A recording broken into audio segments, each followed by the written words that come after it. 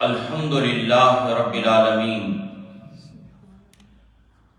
والصلاة والسلام علی اشرف الانبیاء والمرسلین اما بعد فاعوذ باللہ من الشیطان الرجیم بسم اللہ الرحمن الرحیم وَلِمَنْ خَافَ مَقَامَ رَبِّهِ جَنَّتَانِ صدق اللہ العظیم۔ اللہم صلی علی سیدنا و مولانا محمد معدن الجود والکرم وآلہ واصحابہ وابنہ الکریم وبارک وسلم۔ الصلاة والسلام علیکہ یا سیدی یا رسول اللہ وعلی آلکہ واصحابکہ یا سیدی یا نبی اللہ۔ اللہ رب العزت کی توفیق اور اس کی عنایت سے جمعۃ المبارک کے اس بابرکت دن ہم اپنے خالق و مالک کی بارگاہ میں حاضر ہیں۔ دعا کیجیے اللہ رب العزت اپنے فضل و کرم سے اس حاضری کو قبول فرمائے اور زندگی کے آخری سانس تک وہ اپنی چوکھٹ پر سجدہ ریزی کی توفیق عطا فرمائے۔ حضرات، آج اس رحمت، کرم اور فضیلت والے مبارک مہینے رمضان شریف کا یہ آخری جمعۃ المبارک کا اجتماع ہے۔ اللہ رب العزت اپنے محبوب کریم علیہ السلام کا صدقہ اس ماہ مبارک میں کی گئی عبادات کو اپنی بارگاہ میں قبول فرمائے اور زندگی میں بار بار یہ رحمتوں والا، برکتوں والا، عظمتوں اور شانوں والا مبارک مہینہ ہم سب کو نصیب فرمائے۔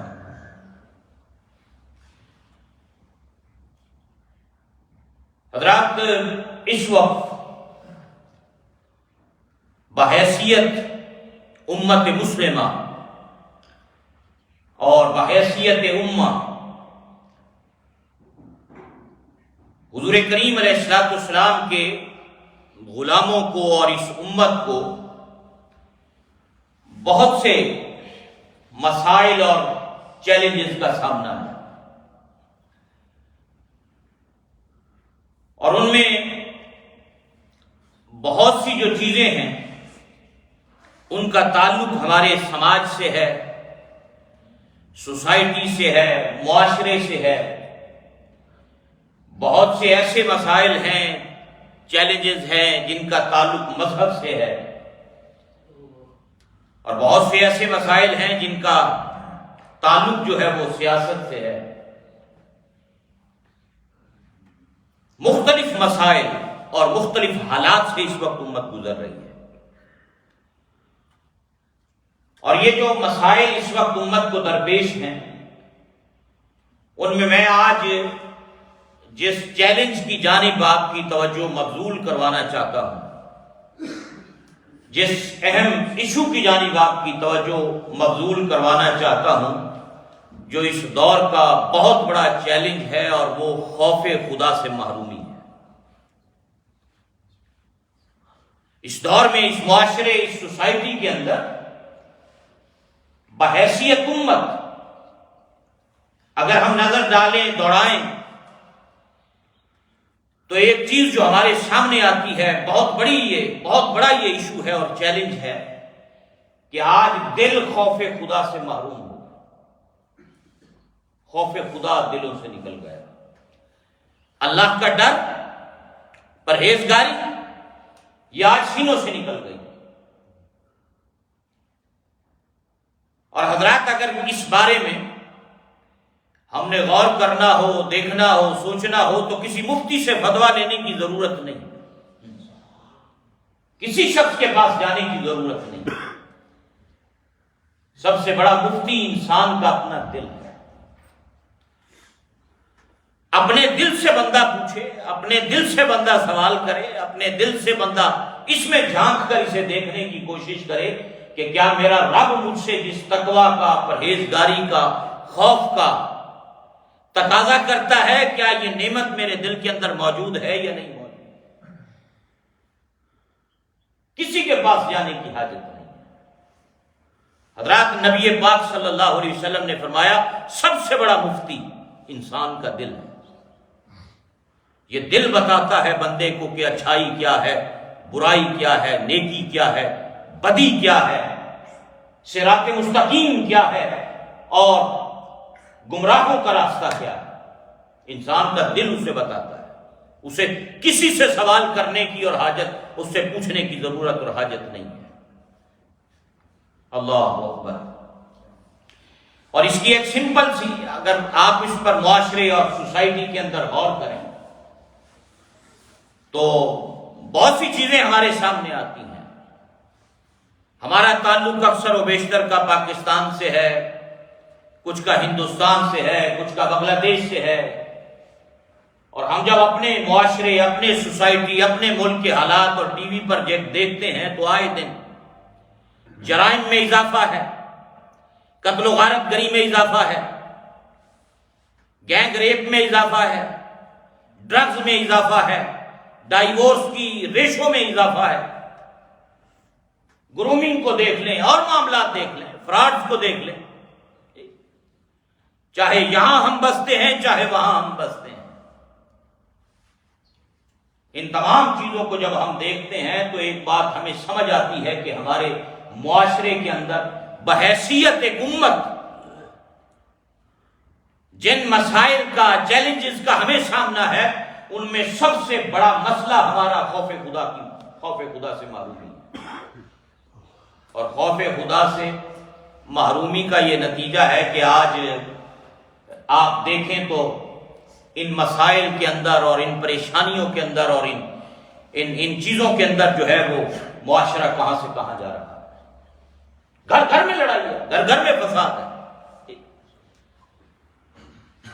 یعنی ایک دوسرے پہ ظلم و زیادتی، ایک دوسرے کا حق دبانا، یہ سب علامات ہیں اس بات کی کہ خوف خدا سے ہم محروم ہوتے جا رہے ہیں. ہمارے اندر سے اللہ کا ڈر، خوف جو ہے وہ ختم ہوتا جا رہا ہے. اس دور کا سب سے بڑا چیلنج وہ خوف خدا سے محرومی ہے. اور حضرات یہ اللہ کا ڈر، خوف، یہ کس طرح انسان کے اندر پیدا ہوتا ہے؟ میں سادے سے لفظوں کے اندر 2-3 باتیں آپ حضرات کی خدمت میں عرض کرنا چاہتا ہوں. اس کے لیے 3 چیزیں انتہائی اہمیت کی حامل ہیں. خوف خدا کے حصول کے لیے 3 چیزیں ضروری ہیں. ان میں سب سے پہلی چیز رسول کریم صلی اللہ علیہ وسلم کے لائے ہوئے دین کی تعلیم کا حاصل کرنا ہے. دینی تعلیم کا حصول سب سے اہم ہے اس راستے پر چلنے کے لیے. کہ اگر کوئی بندہ اپنے اندر کی دنیا کو اللہ کے خوف اور خشیت کا مرکز بنانا چاہتا ہے تو اسے نبی پاک صلی اللہ علیہ وسلم کے لائے ہوئے دین، قرآن اور سنت اور حدیث کو وہ اپنے پیش نظر رکھنا ہوگا، اس علم کو حاصل کرنا ہوگا. اور دوسری بات اس حوالے سے جو آپ حضرات کی خدمت میں عرض کرنی ہے وہ تربیت، وہ عمل کہ حصول علم کے بعد پھر اس علم پر عمل اور تربیت، یہ دوسرا بڑا عنصر ہے، یہ دوسری بڑی چیز ہے جو خوف خدا کے حصول کے لیے بڑی ضروری ہے. اور تیسری بات جو خوف خدا کے حصول کے لیے انتہائی اہم ہے وہ صحبت صالحین ہے. وہ کسی اللہ کے ولی کی سنگت ہے، وہ کسی اللہ کے ولی کی مجلس ہے، وہ کسی اللہ کے ولی کی کمپنی ہے اور اس کی مجلس میں بیٹھنا ہے. جس مجلس اور صحبت کی برکت سے انسان کے اندر اللہ کا ڈر اور خوف پیدا ہوتا ہے. اور اس مجلس اور سنگت اور صحبت کے لیے بھی ڈیجیٹل صحبت نہیں، فزیکل کسی کے پاس جا کر بیٹھنا، کسی کی نظروں کے سامنے بیٹھنا، کسی کے سامنے اپنے زانو بچھا دینا اور پھر اس سے سیکھنا اور اس سے سوال کرنا. جو دلوں کی دنیا کا علاج کرنا جانتا ہو، ایسا شخص جس کے پاس بیٹھنے سے پیشانیوں میں سجدوں کی تڑپ پیدا ہوتی ہو، پریکٹیکل بندہ کسی کی صحبت میں، آج ہمیں ڈیجیٹل صحبت، سوشل میڈیا کی صحبتیں میسر ہیں، بندہ کسی کی خدمت میں جائے، کسی کے پاس بیٹھے، اللہ والوں کی کمپنی، سنگت، صحبت اختیار کرے، کیونکہ جو اللہ کے پاک باز اور صلحاء بندے ہوتے ہیں حضرات، ان کے ہاں جو فیض تقسیم ہوتا ہے وہ نگاہوں سے تقسیم ہوتا ہے، طیبہ سے منگائی جاتی ہے، سینوں میں چھپائی جاتی ہے، توحید کی میں پیالوں سے نہیں نظروں سے پلائی جاتی ہے۔ کامل مرشد ایسا ہوئے جڑا دھوبی وانگڑ چھٹے ہو، نال نگاہ دے پاک کرے وچ سجی صابون نہ گتے ہو، میلیاں نو کر دے وے چٹا وچ ذرہ میل نہ رکھے ہو۔ کامل مرشد ایسا ہوئے باہو جڑا لو لو دے مڑ وسے۔ حضرات جو صالحین کی صحبت ہے، نیکوں کی کمپنی ہے، اللہ والوں کی مجلس ہے، اللہ والوں کی سنگت ہے، اس سے دلوں کے اندر خوف خدا پیدا ہوتا ہے، عشق مصطفیٰ صلی اللہ علیہ وسلم پیدا ہوتا ہے۔ یعنی علم، عمل، تربیت اور پھر کسی ولی کامل یا کسی نیک اللہ کے بندے کی مجلس اور صحبت اور سنگت، یہ خوف خدا کے حصول کے لیے ایک بہترین ذرائع ہے۔ اگر ہم چاہتے ہیں کہ ہمارے دل اللہ کے خوف کے مرکز بنے، کیونکہ یہ جو اللہ کا خوف ہے، جو ڈر ہے، یہ ایک ایسی چیز ہے جو بدی کے اندر، نیکی کے اندر جو تمیز پیدا کرتی ہے، جو فرق بتاتی ہے، برائی کیا ہے، بھلائی کیا ہے، نیکی کیا ہے، گناہ کیا ہے۔ اور میں نے پہلے عرض کیا، اس کے لیے آپ کو کسی مفتی کے پاس، کسی عالم کے پاس، کسی شیخ الحدیث کے پاس جانے کی ضرورت نہیں، یہ سب سے بڑا مفتی آپ کے اندر موجود ہے۔ حضور سید عالم صلی اللہ علیہ وسلم کی بارگاہ میں حضرت وابصہ رضی اللہ تعالیٰ عنہ ایک مرتبہ حاضر ہوئے اور میرے آقا کریم علیہ السلام کی بارگاہ میں آ کے عرض کی۔ حضور کریم علیہ السلام کی بارگاہ میں آ کے انہوں نے عرض کی،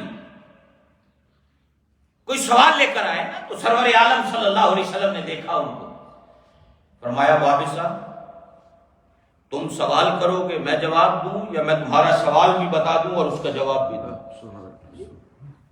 تو کہا آقا آپ ہی سوال بتا دیجئے، آپ ہی جواب ارشاد فرمائیے۔ فرمایا تم نیکی اور بدی کے بارے میں پوچھنے آئے ہو کہ نیکی کیا ہے اور بدی کیا ہے، برائی کیا ہے اور گڈ ڈیڈز کیا ہیں، یہ سوال لے کر آئے ہو نا؟ تو نبی پاک علیہ السلام نے اس دل کی جانب اشارہ کر کے فرمایا جس عمل پر اے وابصہ یہ تیرا دل مطمئن ہو جائے، جس عمل کے کرنے کے بعد تیرا دل مطمئن ہو جائے، سمجھ جا وہ نیکی ہے، اور جس عمل کے کرنے پر تیرا دل کھٹکنا شروع ہو جائے کہ میرے اس عمل کا نہ اسے پتہ چلے نہ اسے پتہ چلے، سمجھ جا وہ گناہ ہے، وہ برائی ہے۔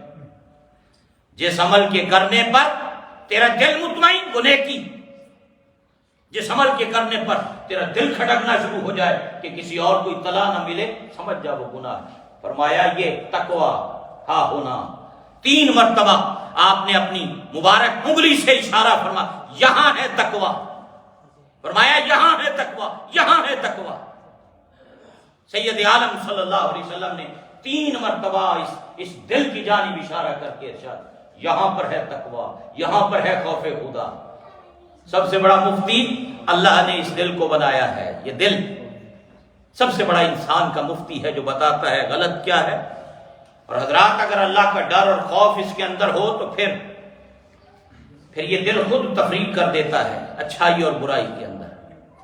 ہمارا سب سے بڑا المیہ یہ ہے، یہ جو بھائی بھائی پہ ظلم کر رہا ہے، پڑوسی پڑوسی سے زیادتی کر رہا ہے،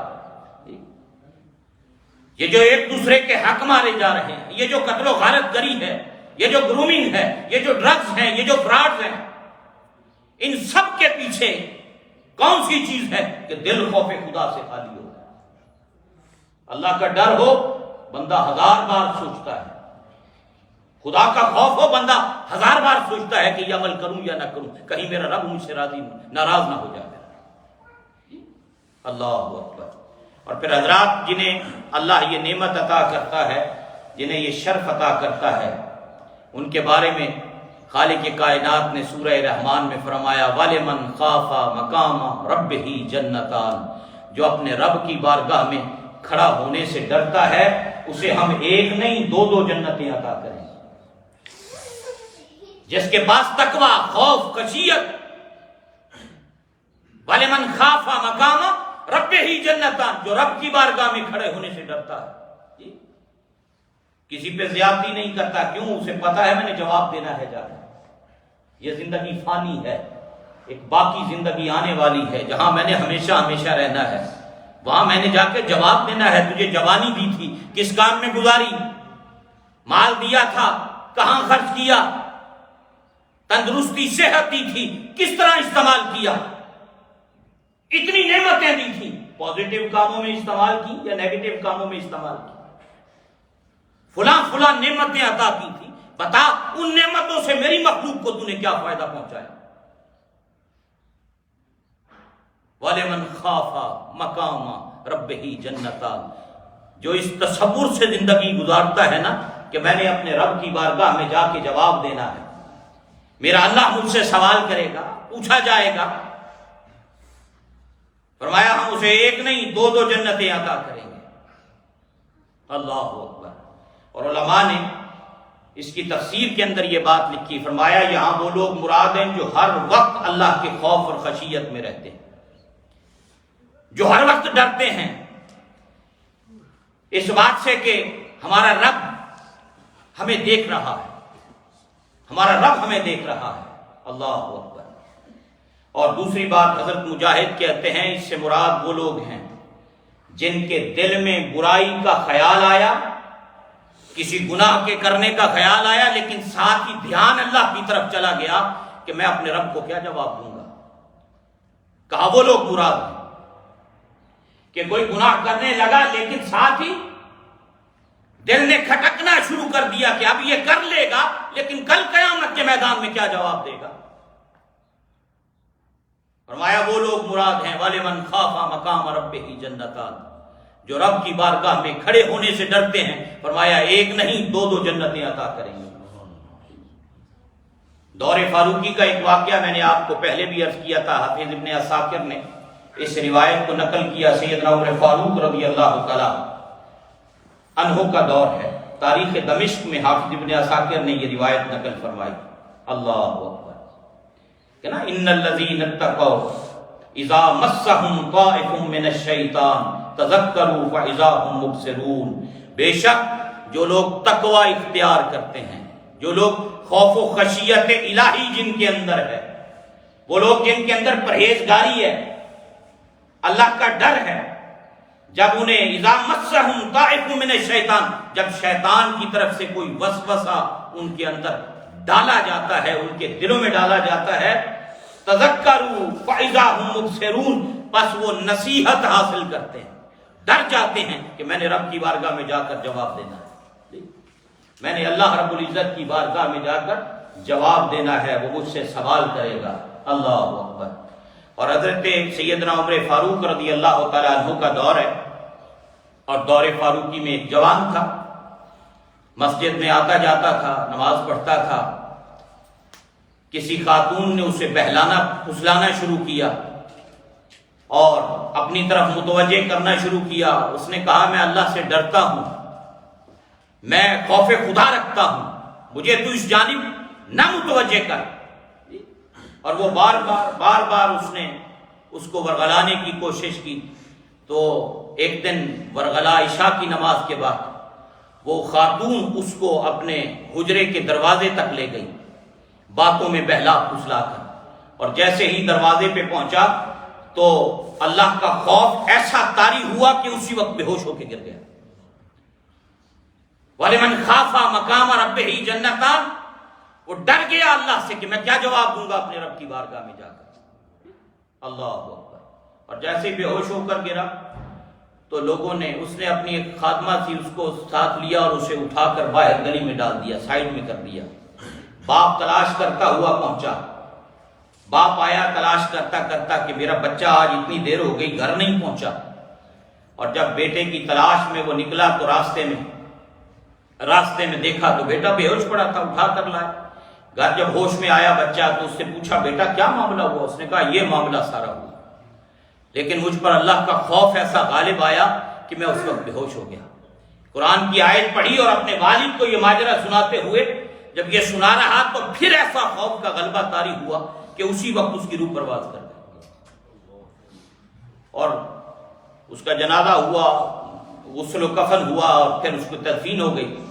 چند دن گزرے تو سیدنا عمر فاروق رضی اللہ تعالیٰ نے پوچھا کہ وہ جو آتا تھا مسجد میں ایک جوان نظر نہیں آ رہا، پتہ کروایا تو اس کے والد حاضر ہوئے، سارا ماجرا سنایا کہ اس طرح خوف خدا کی وجہ سے میرے بیٹے کی روح پرواز کر گئی، روح پرواز کر گئی۔ اللہ اکبر۔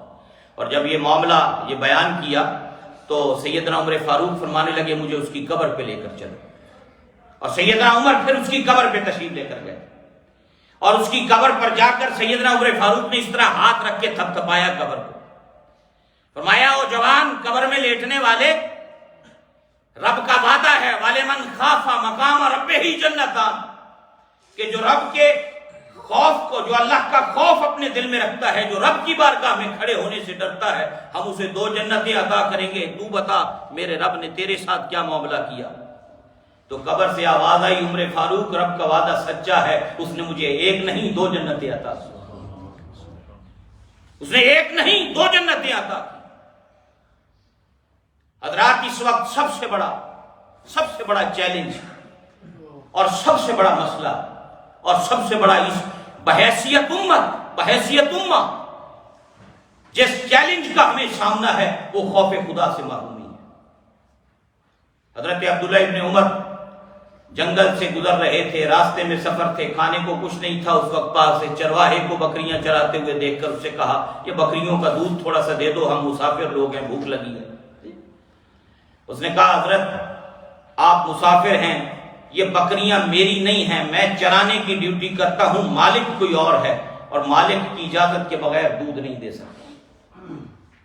سیدنا عمر فاروق حضرت عبداللہ ابن عمر سیدنا عمر کے صاحبزادے، انہوں نے کہا کہ تیرا مالک تو دور رہتا ہے یہاں سے، اگر تو بکری کا دودھ دے بھی دے گا تو تیرے مالک کو کیا خبر، وہ تو یہاں سے میلوں دور رہتا ہے اور تو جنگل میں ہے، مسافروں کو دے دے گا تو کون سا فرق پڑے گا؟ تو اس نے چرواہے نے آگے سے جواب دیا کیا ہوا، میرا مالک نہیں دیکھ رہا، میرا اللہ تو دیکھ رہا ہے۔ تو حضرت عبداللہ ابن عمر رضی اللہ تعالیٰ نے فرمایا جب تک یہ کیفیت بندوں کے اندر باقی رہے گی کوئی کسی پہ ظلم و زیادتی نہیں کرے گا، جب تک یہ کیفیت خوف خدا اور خشیت الہی کی موجود رہے گی کوئی کسی پر ظلم اور زیادتی نہیں کر سکے گا۔ اور آج سب سے بڑا ہمارا پرابلم اور ہمارا چیلنج جن مسائل سے ہم اس وقت گزر رہے ہیں ان میں سب سے بڑی جو اہم چیلنج ہے وہ خوف خدا سے محرومی ہے۔ اگر یہ پیدا ہو جائے تو حضرات نہ کوئی کسی پہ ظلم کرے، نہ کوئی کسی کا مال دبائے، نہ کوئی کسی کا حق دبائے، نہ کوئی کسی کے ساتھ زیادتی کرے۔ اور یہ ماہ مبارک رحمتوں برکتوں والا جس کا آج یہ آخری جمعۃ الوداع ہے، اللہ نے زندگی میں یہ رحمتوں برکتوں والا مبارک مہینہ اللہ نے ہمیں عطا کیا، اور اس پورے مہینے کی پریکٹس کا جو مقصد اللہ نے بیان کیا وہ بھی یہی خوف اور تقوی کا حصول ہے۔ فرمایا ایمان والو یہ روزے اس لیے فرض کیے تم سے پہلی بھی امتوں پہ فرض تھے، لعلکم تتقون تاکہ تم متقی بن جاؤ، تمہارے اندر خوف خدا پیدا ہو جائے، تمہارے اندر اللہ کا ڈر پیدا ہو جائے۔ حضرات زندگی موت کا کوئی پتہ نہیں ہوتا انسان کا، ہزاروں لوگ چلے گئے گزشتہ دنوں کے اندر، ہم میں سے ہر شخص نے چلے جانا ہے، اس لیے ہم میں سے ہر شخص کو اس دن کے لیے اور اس وقت کے لیے تیاری کرنی چاہیے، کچھ زیادہ راہ تیار کرنا چاہیے، کچھ اچھے اعمال تیار کرنے چاہیے تاکہ قیامت کے دن اللہ کی بارگاہ میں جب پیشی ہو تو اس وقت انسان کو شرمندگی نہ ہو سکے۔ میں نے رات بھی یہ بات آپ حضرات کی خدمت میں عرض کی تھی کہ اللہ نے اگر آپ کو صحت دی ہے، اللہ نے آپ کو نالج دیا ہے، علم دیا ہے، اللہ نے آپ کو دنیا میں اسٹیٹس اور اگر مقام دیا ہے تو ان صلاحیتوں کو پازیٹو کاموں میں استعمال کریں، نیگیٹو کاموں میں استعمال نہ کریں۔ اللہ نے اگر آپ کو دیکھنے کی دیکھنے کی قوت دی ہے، بولنے کی قوت دی ہے، پکڑنے کی صلاحیت دی ہے، چلنے کی صلاحیت دی ہے، تو ایسے کاموں میں استعمال کریں جس سے مخلوق خدا کو فائدہ ہو، نہ کہ ایسے کاموں میں استعمال کی جائے جس سے اللہ کے بندوں کے درمیان ان کو نقصان پہنچے، ان کو تکلیف پہنچے۔ زندگی میں یہ زندگی اور یہ جو سانس ہیں یہ ایک ہی مرتبہ ملے ہیں حضرات، یہ دوبارہ نہیں ملنے، لیکن نام ہمیشہ انہی لوگوں کا زندہ رہے گا جن کے وجود سے مخلوق خدا کو فائدہ ملے، نام انہی کا باقی رہے گا، کام انہی کا باقی رہے گا، حتیٰ کہ قبریں بھی انہی کی زندہ رہیں گی جن کے وجود سے اللہ کی مخلوق کو فائدہ پہنچے گا۔ نیگیٹو کام کرنے والوں کو نہ کبھی دنیا پسند کرتی ہے، نہ اللہ اور اس کا رسول پسند کرتا ہے، نہ ان کا نام سوسائٹی اور معاشرے میں زندہ رہتا ہے۔ اور اس کی روشن مثال آج بھی لاہور میں تاتا علی حجویری کی قبر ہے، اجمیر میں خواجہ غریب نواز کی قبر ہے، دنیا کے ہر شہر کے اندر ان اولیاء کی قبریں آج بھی اس بات کی علامت ہیں۔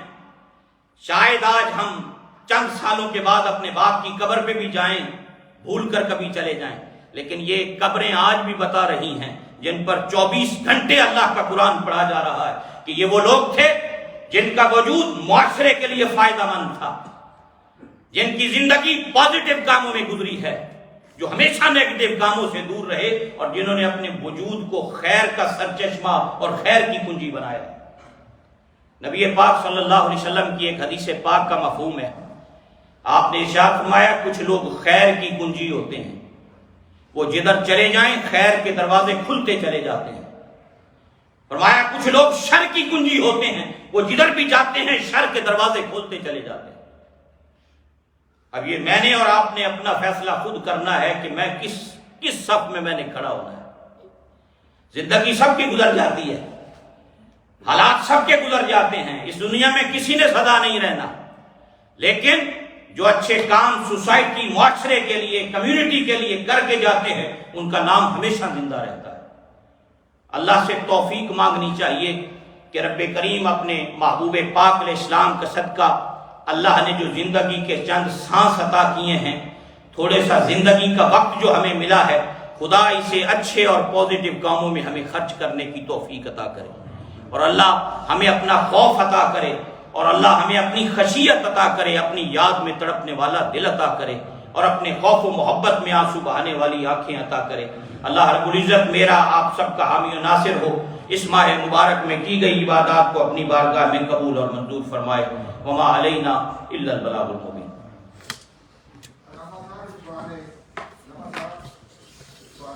جی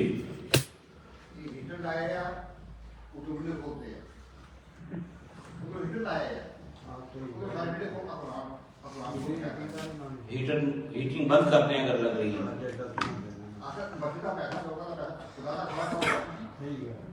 بند کر دیں اس کو اگر چل رہی ہے تو۔ جی بسم اللہ شروع کریں۔ بسم اللہ الرحمن الرحیم، الحمد للہ رب العالمین، والصلاة والسلام وأتم وتسلیم علی سیدنا و نبینا محمد وعلى آلہ وصحبہ اجمعین، اما بعد فاعوذ باللہ من الشیطان الرجیم، بسم اللہ الرحمن الرحیم، وَلِمَنْ خَافَ مَقَامَ رَبِّهِ جَنَّتَانِ فَبِأَيِّ آلَاءِ رَبِّكُمَا تُكَذِّبَانِ صدق اللہ العظیم۔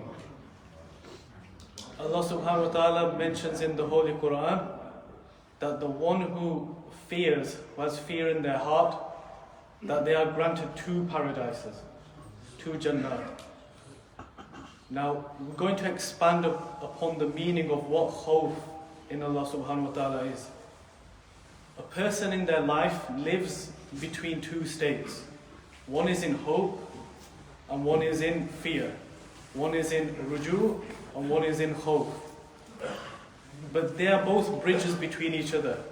That one can be in a state of fear, but then that fear can then drive them towards hope. And we have many of our awliya, many of our ancestors that treaded upon this earth that were great examples for us. Now, as Allah subhanahu wa ta'ala mentions in Surah Al-Waqiyah, as-sabiqun was-sabiqun, that those that lead in the way, what about those that lead in the way? That sullatun min al-awwaleen وَقَلِيلٌ مِّنَ الْآخِرِينَ. That before you there will be multitudes, there will be multiple generations, multiple examples of them. And then in later times there will be fewer of them. Now the ulama said that there's two interpretations, that as you get closer to Qiyamah, that you get fewer and fewer people who have the khawf of Allah, who have the remembrance of Allah subhanahu wa ta'ala, so you have fewer examples. Another interpretation is that when you're living in your present, you don't know who is going to be the wali of Allah. It doesn't become evident to you in your lifetime. That those that have passed away, we've got 10,000 years, 20,000 years of human history, that we know about these being recorded. You can go to certain places in the world. You go to Yemen, you will see Sayyidina Hud alayhi salam's grave. You go to parts of Philistine, you will see certain Anbiya and their graves. And then you go to places like Baghdad, you go to Ajmer Sharif, you will see some of the awliya, their graves over there. But in our time, we don't really see that within us. It doesn't become very clear to us. Now, one story that I want to share with you, which is about a real person. You can go visit their resting place in Baghdad Sharif. But their story is about how the khawf gave hope to them as well. This person, they were, a well-known highway robber. That they would rob the caravans that would go through Kufa, that would go through the desert, and they would steal all the goods of people. But this person and their group, one time they were stealing from the caravan, and someone was reciting from the Quran, أَلَمْ يَأْنِ لِلَّذِينَ آمَنُوا أَن تَخْشَعَ قُلُوبُهُمْ لِذِكْرِ اللَّهِ وَمَا نَزَلَ مِنَ الْحَقِّ. That has the time not come that your heart be humbled in the dhikr of Allah, in the remembrance of Allah, okay, and that the truth has now been revealed to you, i.e. the Quran has been revealed to you. Now this person, upon hearing that, later on they became one of the greatest, people of Allah subhanahu wa ta'ala. A person called Fudayl ibn Iyad, radiallahu ta'ala, reached a very, very high station. Not only did he just, stop doing his highway robbery, stop all of his, bad deeds that he was doing. Even there was a Jew that said to him, I will never forgive you. Until, the Jew built a massive pile of dirt, put concrete around it, and said, it goes, until that pile of dirt and concrete is not scattered, I will never forgive you. Okay, for some of the stealings that he had done in the past. Now, Fudayl ibn Iyad, upon this, started crying, started pleading to Allah subhanahu wa ta'ala, and for 7 days, was in sujood, was praying, was reciting Quran, was fasting, and then Allah subhanahu wa ta'ala sent a hurricane, destroyed that pile of dirt, and then he said that, this is, now I've been forgiven, because this is with the aid of Allah subhanahu wa ta'ala. Now, I'm not just telling you this as a story that, this is something that happened, like, once upon a time, this happened, that happened. This was a real person that treaded upon this earth. Now, Fudayl ibn Iyad, later on, he became the teacher of many other great awliya. Ibrahim ibn Adham, Bishr al-Hafi, Saqi al-Saqati, radiallahu ta'ala anhum, that he became the teacher of all of these, that then also called the people to Allah subhanahu wa ta'ala.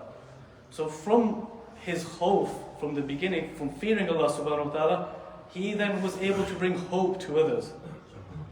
And later on, when he went to go make the pilgrimage, the Hajj to Mecca, he then was taught by one of the greatest teachers, the great Imam Abu Hanifa, radiallahu ta'ala. May Allah subhanahu wa ta'ala be pleased with him.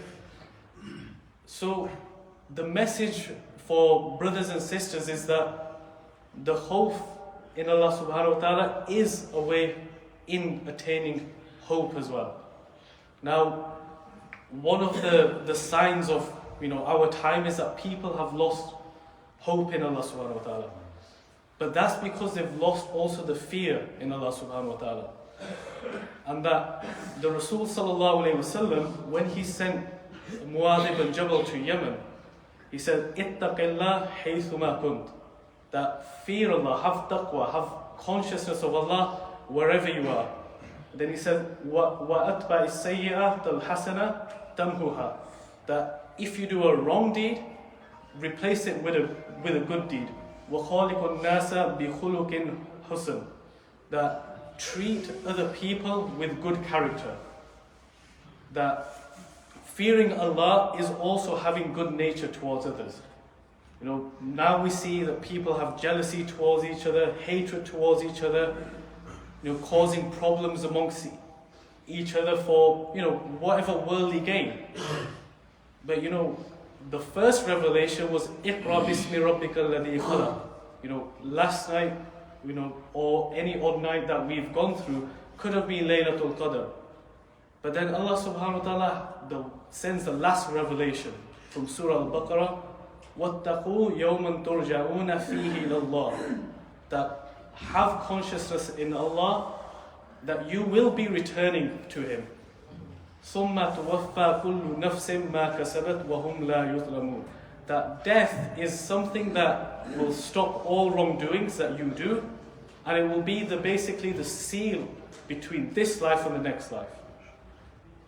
So death is something that should be on our minds all the time, and that is with that we have this hope in Allah subhanahu wa ta'ala, we have this fear in Allah subhanahu wa ta'ala.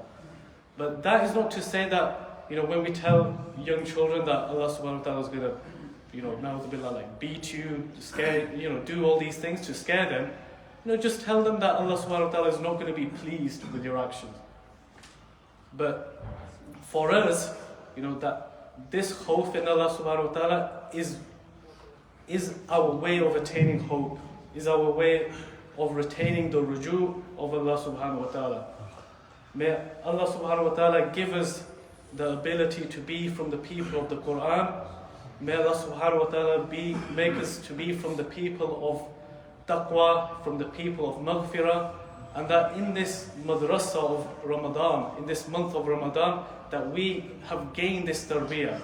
Now, one of the things that I want to just end on is that in the month of Ramadan, we've not been eating as much throughout the day. This goes to show that, you know, ourselves as human beings, we are reliant. Okay, we feel that we are reliant on certain needs. But when we put away things like food, water, we feel much lighter spiritually. We feel much reflective. We contemplate upon more things.